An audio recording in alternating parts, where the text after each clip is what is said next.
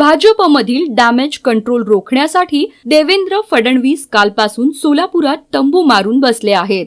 तरी देखील फडणवीसांचा करिश्मा काही पाहायला मिळत असल्याचं दिसून येत नाहीये.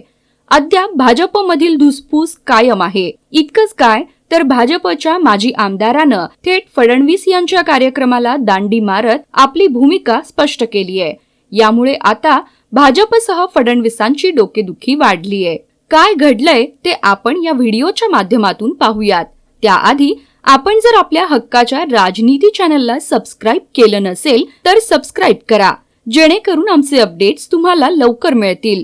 फडणवीस यांनी आपल्या सोलापूर जिल्ह्याचा दौरा पंढरपूरवरून सुरू केला. यावेळी ते नाराजांची भेट घेणार असं सांगितलं जात होतं.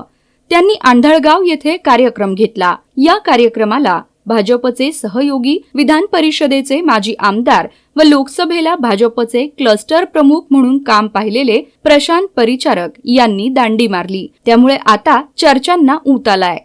प्रशांत परिचारक हे पंढरपूर मंगळवेढा मतदारसंघातून निवडणूक लढवण्यासाठी इच्छुक आहेत.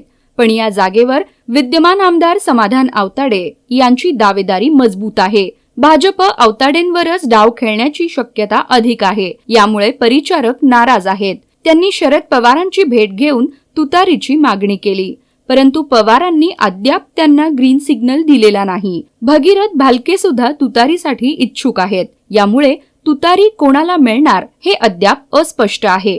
दुसरीकडे परिचारकांच्या भूमिकेमुळे भाजपची डोकेदुखी वाढली आहे. परिचारकांना मानणारा मोठा वर्ग आहे. जर परिचारकांनी बंडखोरी केली तर याचा मोठा फटका आवताडेंसह भाजपला बसणार आहे.